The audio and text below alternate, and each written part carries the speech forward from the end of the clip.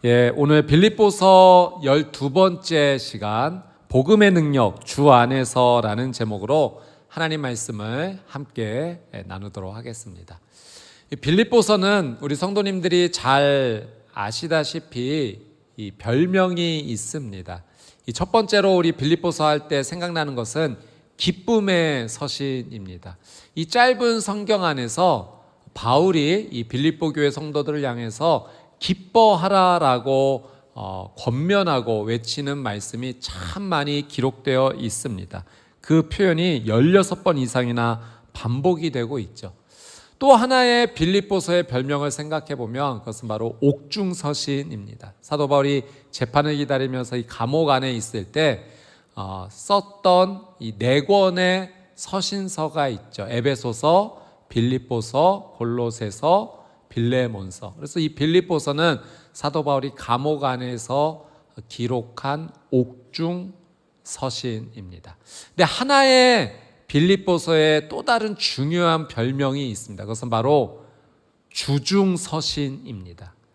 이 빌립보서 안에 기뻐하라라는 표현뿐만 아니라 주 안에서라는 표현이 참 많이 나옵니다.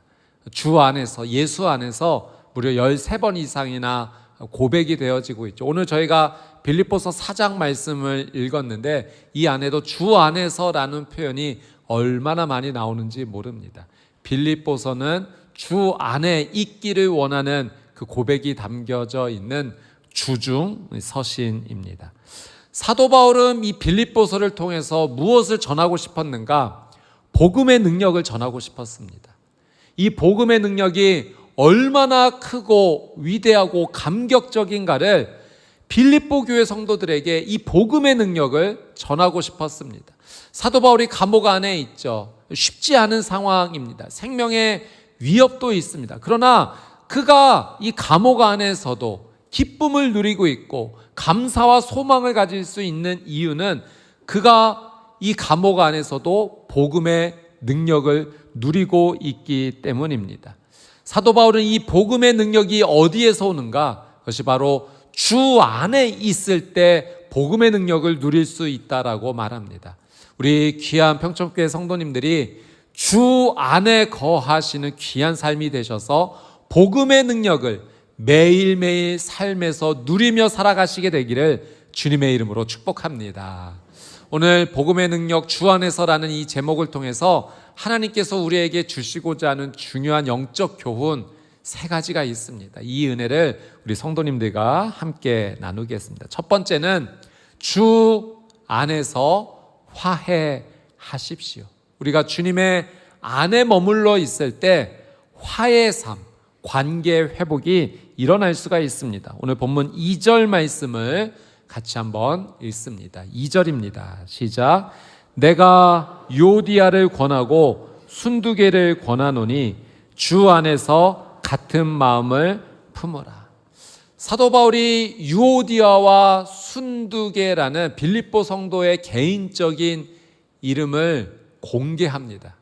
우리 유 집사님과 순 집사님을 지금 소개하고 있습니다. 사실 이례적인 일입니다. 이 유오디아와 순두개가 교회 공동체 안에서 갈등이 있었던 겁니다. 그리고 이 두 사람의 갈등이 교회 공동체에는 힘들고 어려운 문제로 계속 진행이 되어 있었던 거죠. 바울이 이 소식을 듣고 이제 유오디아와 순두개를 향하여서 화해와 일치의 삶을 살라라고 그 화해를 권면합니다. 3절 말씀도 같이 한번 읽어보겠습니다. 3절 시작. 또 참으로 나와 멍에를 같이 한 내게 구하노니 복음에 나와 함께 힘쓰던 저 여인들을 돕고 또한 글레멘드와 그 외 나의 동역자들을 도우라. 그 이름들이 생명책에 있느니라. 이 유오디아와 순두개가 참 귀한 성도님들입니다. 바울의 복음 사역에 함께 힘을 써줬던 참 귀한 성도님들입니다. 아마 이 빌립보 교회의 귀한 여성 리더였을 것입니다. 바울은 이들에게 2절에서 주 안에서 같은 마음을 품어라 라고 권면을 하고 있습니다. 같은 생각을 가지라는 겁니다.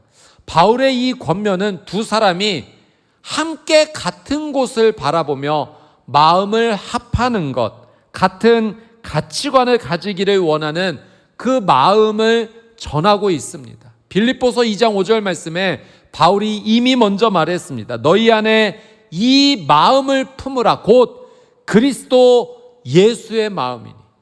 너희 안에 이 마음, 곧 그리스도 예수의 마음을 품으라고 권면하면서 이 유오디아와 순두계에게도 예수님과 함께하는 이 마음을 품고 예수님과 같은 가치관, 같은 생각을 가지고 서로 함께 같은 곳을 바라보라는 요청입니다.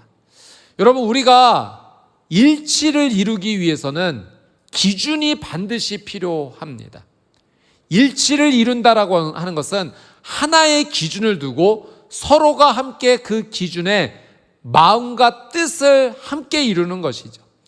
여러분, 오케스트라 연주가 이루어질 때 모든 악기들이 그 악기의 음을 조율합니다.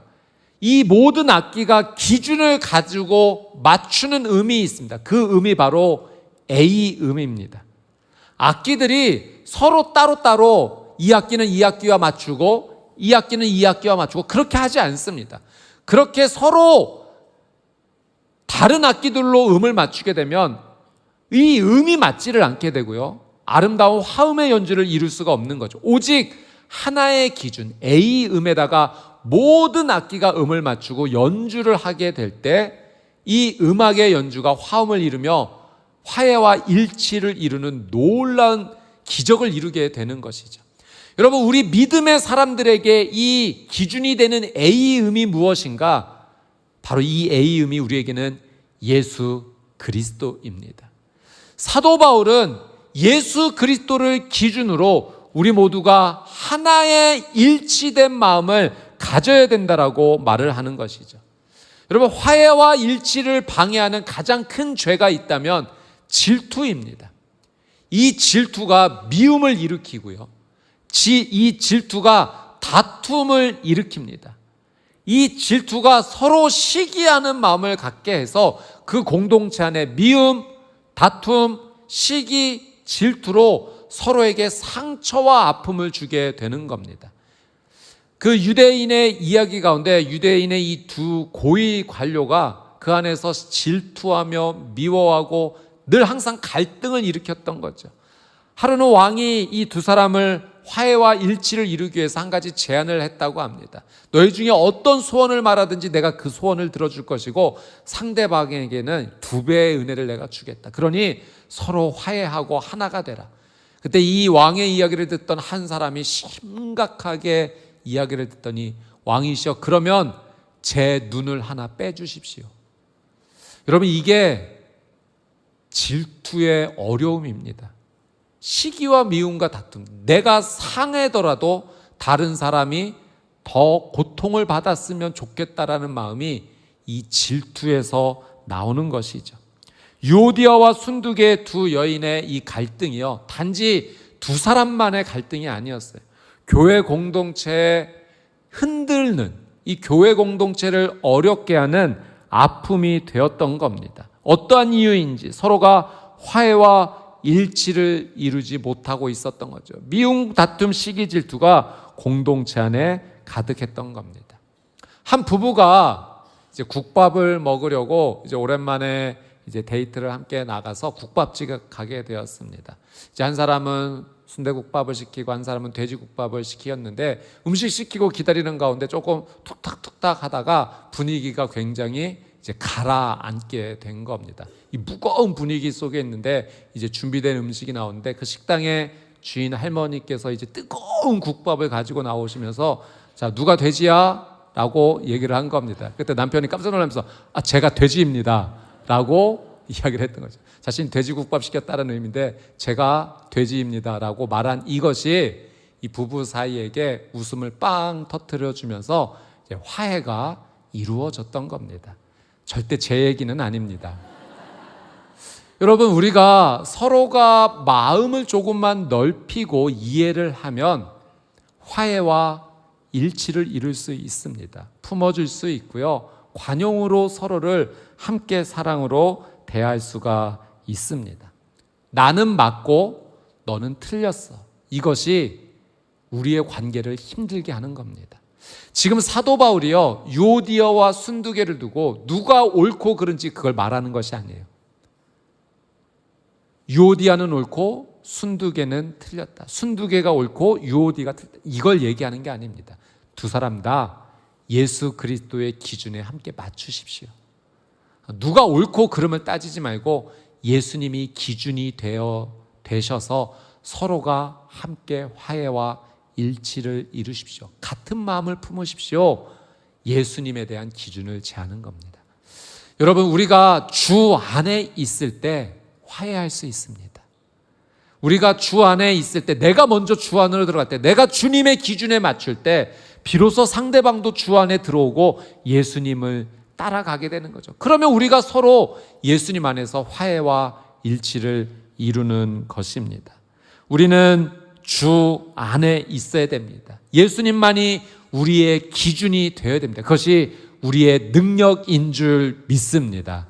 우리 성도님들의 귀한 삶이 날마다 주 안에 머무시는 삶이 되셔서 예수님이 기준이 되어 주셔서 그 예수님의 마음에 합하여서 삶의 자리에 화해와 일치를 이루고 관계 회복을 이루는 놀라운 은혜가 있으시게 되기를 주님의 이름으로 축복합니다.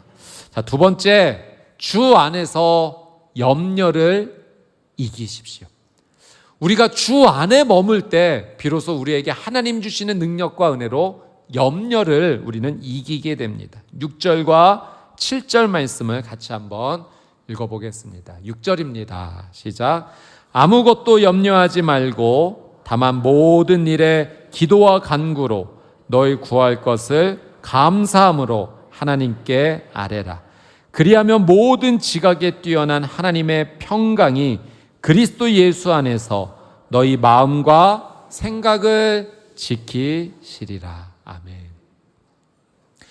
사도 바울이 염려하지 말아라라고 강력하게 권면을 합니다. 여기에서 염려는 분산된 마음, 깨어진 생각, 이런 것들을 말합니다. 그리고 염려한다라고 하는 것은 마음이 깨진 겁니다. 믿음이 부서져 버린 겁니다. 마음이 깨어지고 믿음이 부서져서 그 삶의 자리에 근심, 걱정, 염려만이 남아있게 되는 겁니다. 우리의 깨어진 마음과 깨어진 믿음을 붙여주는 접착제가 있는데 오늘 사도 바울은 그것이 바로 기도와 감사다. 기도와 감사가 우리의 부서지고 깨어진 마음과 믿음을 하나가 되게 하고 붙여줄 수 있다라고 말합니다. 다만 모든 일에 기도와 간구로 너희 구할 것을 감사함으로 하나님께 아뢰라. 기도와 감사를 말하고 있습니다. 기도와 감사는 우리의 마음을 지켜주는 방패가 되면서 동시에 우리의 부서졌던 마음과 믿음을 붙여주는 접착제가 됩니다. 우리가 기도와 감사로 나아가게 될 때 하나님의 평강이 우리를 다스려 주시고 그 하나님의 평강 안에서 근심과 걱정과 염려가 아니라 하나님의 능력을 체험하는 삶이 이루어지는 것입니다. 사랑하는 여러분, 그러니 주 안에 있으십시오. 주 안에 있으면 기도하게 되어 있습니다. 주 안에 있으면 감사하게 되어 있습니다. 그러나 주를 벗어나면, 주 밖에 있으면 근심하게 됩니다. 주 밖에 있으면 염려하게 됩니다.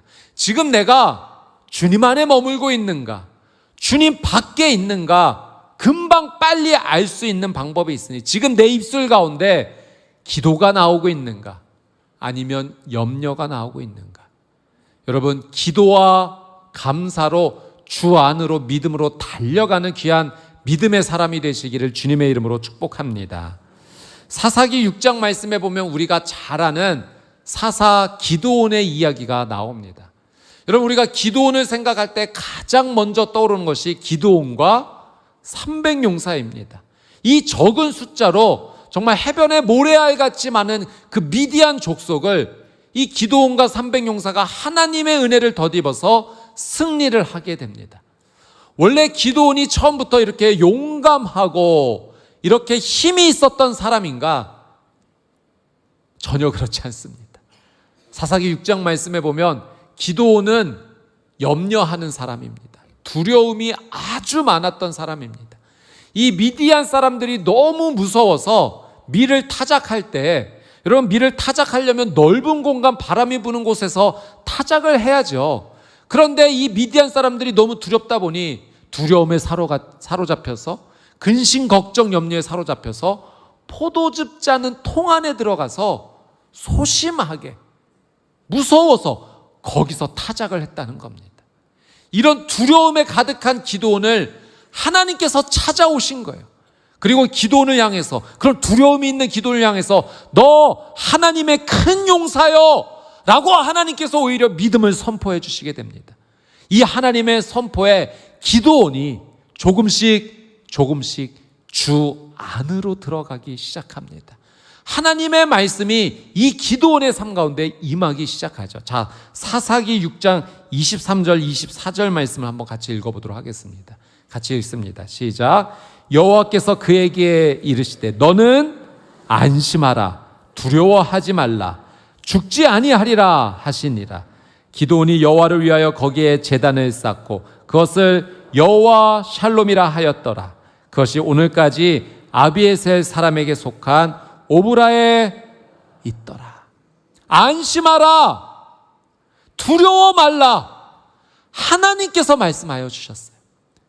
하나님이 찾아오셨고 기드온은 자신을 찾아오신 하나님 안에 들어갔습니다. 주 안에 들어온 이 기드온에게 안심하라, 두려워하지 말아라, 죽지 아니할 것이다. 하나님을 만난, 하나님의 말씀 안에 거한, 주 안에 거한 이 기드온이요, 거기서 제단을 쌓고 뭐라고 신앙 고백하는지 보십시오. 그 제단을 여호와 샬롬, 여호와 하나님을 평강의 하나님이라고 고백합니다. 아무것도 염려하지 말라. 다만 모든 일에 기도와 간구로 너희 구할 것을 감사함으로 하나님께 아뢰라. 그리하면 모든 지각에 뛰어난 하나님의 평강이 그리스도 예수 안에서 너희 마음과 생각을 지키시리라. 여러분, 주 안에 거하는 자의 삶, 하나님의 평강의 은혜가 임하게 될 줄 믿습니다. 주 안에 들어간 자의 삶에 기도와 감사의 고백으로 하나님의 평강을 누리는 거죠. 하나님이 지켜주십니다. 하나님이 보호해 주십니다. 하나님께서 채워주십니다. 하나님께서 회복하여 주시는 줄 믿습니다. 기도와 간구는, 감사는 하나님께 뛰어들어가는 거죠. 제가 얼마 전에 한 목사님께 들은 간증의 내용인데요. 이 목사님의 딸이 어렸을 때 12살 초등학교 5학년 때 그 학교에 이동검진차가 오게 됐고 처음으로 엑스레이를 찍어보게 된 겁니다. 근데 이때 이 엑스레이를 통해서 이 딸아이의 척추가 많이 휘게 된 것을 알게 되었어요. 보통 20도, 50도만 휘어져도 심각한 상황인데 51도나 휘어졌던 겁니다. 당장 수술하지 않고서는 안 될 위험한 상황인데 병원에서 이제 의사 선생님은 지금 수술하면 키가 안 클 수가 있으니까 조금만 더 버티다가 수술하자고 했고, 이제 중학교에 올라가자마자 더 이상 버틸 수가 없어서 이제 큰 수술을 받게 되었습니다. 갈비뼈 6대를 잘랐고요. 그리고 척추를 이제 나사못으로 고정하는 큰 수술을 받은 겁니다. 근데 문제는 이 수술 뒤에 더 크게 찾아왔어요.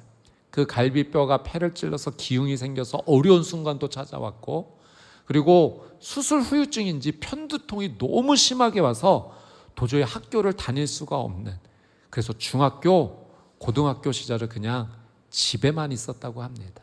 그 창밖으로 자신의 또래 아이들이 교복 입고 지나는 모습을 그저 바라볼 수밖에 없었던 거예요. 얼마나 울었을까요? 여러분, 그 가장 파릇파릇하게 밖에서 그렇게 뛰어놓아야 될 그 나이입니다. 세상에 나가지 못하고 그 방 안에 갇혀서 얼마나 하나님을 원망했는지 모릅니다. 매일매일이 눈물이었고 살아갈 수가 없었던 어둠이 가득했던 그 시간 가운데 그 자신의 방, 그 좁은 방에서 하나님을 만나게 됩니다. 이 어린 딸이 말씀을 읽기 시작했고 말씀을 통해 하나님을 만났고 기도하며 나갔던 겁니다. 그 방이 하나님을 만나는 골방이 되었어요. 그리고 하나님의 놀라운 은혜가 시작이 되는데 이 아이가 혼자서 힘들지만 열심히 공부했고요. 그리고 검정고시를 통과하고 수능도 보게 되었습니다. 그래서 놀랍게도 또래 친구들보다 조금 더 일찍 대학에 가게 된 겁니다. 그래서 거기서부터 하나님의 인도하심을 받아 한 걸음 한 걸음 나아가게 되어서요. 2024년도에 임용고시에서 경기도에서 최연소 수석 합격을 하게 됩니다. 그리고 지금은 동탄에서 이 중학교에서 선생님으로 아주 열심히 또 하나님의 은혜 가운데 살아가고 있습니다. 정말 상상할 수 없는 어둠의 시간이었어요. 울기도 참 많이 울었는데 그 안에서 주 안으로 들어가게 된 겁니다. 하나님께서 찾아와 주셨고 기도원에게 찾아오셨던 그 하나님처럼 이 아이에게 하나님 찾아오셨고 이 딸은 말씀과 기도로 하나님 앞에 달려갔습니다. 오히려 그 어두웠던 시간, 척추가 휘었고 청소년 시절이 한 번에 다 날아갔고 어둠의 시간이었지만 기도와 말씀으로 하나님께 달려갔습니다. 그리고 하나님 주시는 평강의 놀란 은혜를 누리게 되었습니다. 우리 사랑하는 성도님들, 주 안에서 기도와 감사로 하나님께 달려가시는 귀한 믿음의 삶이 되시기를 주님의 이름으로 축복합니다. 여러분의 염려와 근심과 걱정을 하나님께서 평강으로 바꾸어 주실 줄 믿습니다. 세 번째는 주 안에서 순종하십시오. 이것이 복음의 능력입니다. 우리 8절과 9절 말씀을 같이 한번 읽어보도록 하겠습니다. 8절입니다. 시작. 끝으로 형제들아 무엇에든지 참되며 무엇에든지 경건하며 무엇에든지 옳으며 무엇에든지 정결하며 무엇에든지 사랑받을 만하며 무엇에든지 칭찬받을 만하며 무슨 덕이 있든지 무슨 기림이 있든지 이것들을 생각하라. 너희는 내게 배우고 받고 듣고 본 바를 행하라. 그리하면 평강의 하나님이 너희와 함께 계시리라. 아멘. 8절에서 바울이 끝으로 형제들아라고 말합니다. 정말 온 힘을 다 짜내서 그 마지막 힘을 다해 영적으로 다 쏟아붓는 것처럼 바울이 말합니다. 8가지 순종의 삶을 살 것을 강력하게 말하는데요. 무엇에든지 참되며 거짓이 없는 하나님 앞에서 진실한 삶을 살라라고 합니다. 거짓되지 않는 진실한 순종을 하라는 거죠. 무엇에든지 경건하며 어떤 삶이든지 말씀과 기도로 하나님께 가까이 나가는 순종하라는 겁니다. 무엇에든지 오르며 살아가는 삶의 자리에서 하나님의 의를 생각하고 하나님께서 옳다라고 말씀하시는 그 길을 내가 지금은 손해를 보는 것처럼 느껴져도 그 길을 선택하는 순종을 하라는 겁니다. 무엇에든지 정결하며 거룩입니다. 도덕적으로, 영적으로, 육적으로 어떤 자리에 있든지 하나님께서 원하시는 그 거룩에 순종하라는 겁니다. 무엇에든지 사랑받을 만하며 사랑을 받는다는 것은 이미 그 안에 예수 그리스도의 놀라운 사랑으로 충만해져 있는 거죠. 하나님께서 기뻐하시는 사랑의 삶을 사람을 향해 하나님을 향해 살라라는 순종의 권면입니다. 무엇에든지 칭찬받을 만하며 하나님의 축복의 통로가 되라는 겁니다. 그래서 이 축복의 사람이 있는 곳마다 하나님의 놀란 은혜가 임하니 많은 사람들에게 칭찬받게 될 것이라는 거죠. 무슨 덕이 있든지 크리스찬으로서 합당한 성품과 인격자가 되라는 순종의 권면입니다. 무슨 기림이 있든지 하나님과 사람에게서 칭찬을 받고 인정을 받는 그 귀한 믿음의 삶으로 나오라는 순종의 권면입니다. 9절에 너희는 내게 배우고 받고 듣고 본 바를 행하라, 행하라, 행하라, 순종하라라고 권면하는 겁니다. 지금까지 사도 바울이 이 빌립보 교회 성도들에게 가르쳐 주었던 것, 들려주었던 것, 알려주었던 그 모든의 믿음의 행동들을 이제는 행하라, 순종하라라고 말하고 있습니다. 주 안에서 순종하라. 이것이 너에게 복음의 능력이 될 것이라는 사도 바울의 그 감옥 안에서 모든 것을 다 짜내어 말하는 정말 전심을 다한 권면입니다. 여러분, 우리가 어느 장소에 가기 위해서 우리의 손에 지도를 들고 있다라고 한번 해봅시다. 이 지도를 보면서 이 길로 이렇게 가야겠구나, 이 길은 좀 높으니 좀 조심해야겠구나, 지도를 열심히 보는 것 중요하죠. 그런데 보기만 하고 걷지 않으면 목적지에 갈 수 없는 겁니다. 여러분, 마찬가지로 우리의 믿음과 신앙생활에 말씀이라는 지도를 하나님께서 주신 겁니다. 이 말씀을 보는 거 굉장히 중요하죠. 하나님께서 내게 이렇게 살기를 원하시는구나, 이렇게 살아야겠구나. 여러분, 알았다면 이제는 걸어가야 될 줄 믿습니다. 그것이 바로 순종이에요. 순종할 때 하나님의 능력이 일어납니다. 여러분, 순종은 기적의 시작입니다. 순종은 하나님의 능력이 시작되는 줄 믿습니다. 하나님께서 가라 하시면 가고 멈추라 하시면 멈출 때 하나님께 순종하여 나가는 그 자리에 하나님 주시는 평강의 은혜, 회복의 은혜, 다시 채워주시는 하나님의 놀라운 은혜가 임하는 거죠. 그래서 사도 바울은 주 안에서 순종하라, 행하라, 그렇게 권면하는 겁니다. 우리 장로교 교단에 장로교 신학교 제1회 졸업생 가운데 우리 성도님들이 잘 아시는 길선주 목사님이 계십니다. 우리 길선주 목사님은 한국교회 역사에 정말 큰 족적을 남기신 정말 귀한 믿음의 모델이고 선배님이십니다. 조선 기독교의 아버지라고 불릴 만큼 귀한 삶을 사셨고요. 평양 대북운동의 시작점이 되신 목사님입니다. 민족대표 33인 중에 한 분이셨고 3.1운동에도 참여한 독립운동가셨죠. 1907년 평양 장대영교회에서 놀라운 성령의 역사로 큰 부흥의 그 시작이 되었을 때 그 시작이 바로 길선주 목사님이었습니다. 당시에 부흥회, 사경회가 이 평양 장대영교회에서 열리게 되었고요.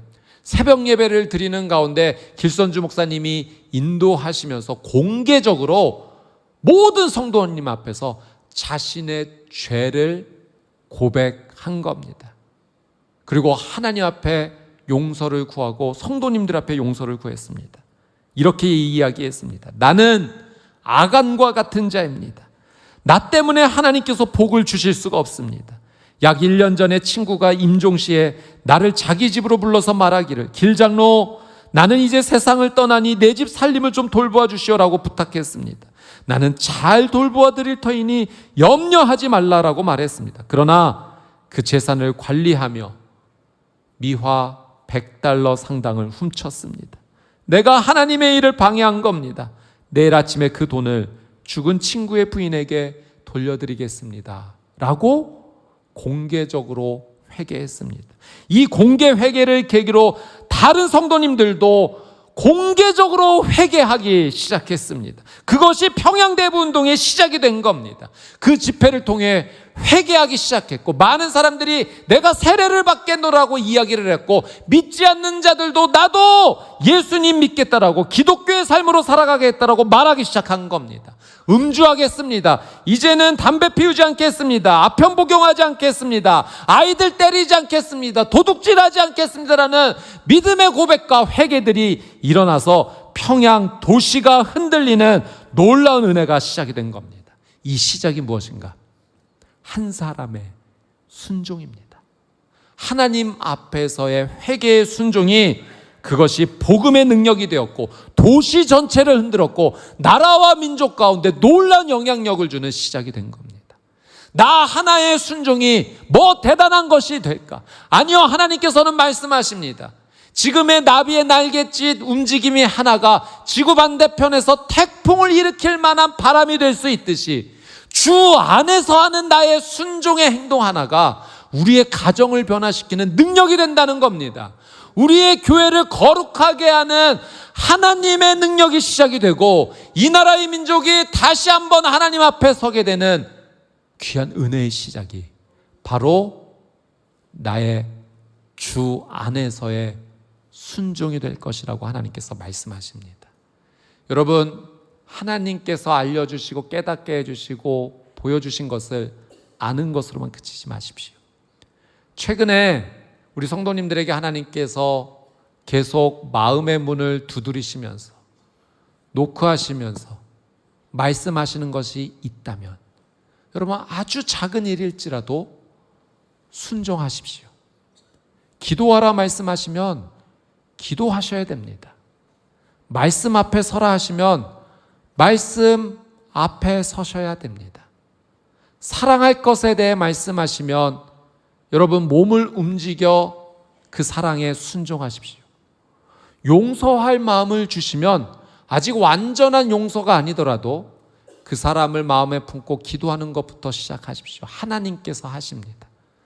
하나님께서 내 마음 가운데, 가정 가운데, 직장 가운데, 교회 가운데, 삶의 자리에 말씀하시는 것이 있다면 그 말씀에 순종하는 것, 주 안에서 순종하는 것, 그것이 바로 복음의 놀라운 능력입니다. 사랑하는 여러분, 복음의 능력은 정말로 위대합니다. 나에게 생명을 주시는 하나님의 능력의 시작입니다. 사도 바울은 그 복음의 능력이 주 안에 있을 때 시작된다라고 말합니다. 주 안에 있으면 우리의 관계가 회복됩니다. 주 안에 있으면 염려하지 아니하고 하나님의 평강의 은혜를 맛보게 됩니다. 주 안에서 순종하면 우리의 삶에 생명과 기적의 은혜가 시작될 줄 믿습니다. 주 안에서 복음의 능력을 누리는 우리 귀한 성도님들이 되시기를 주님의 이름으로 축복합니다. 아멘.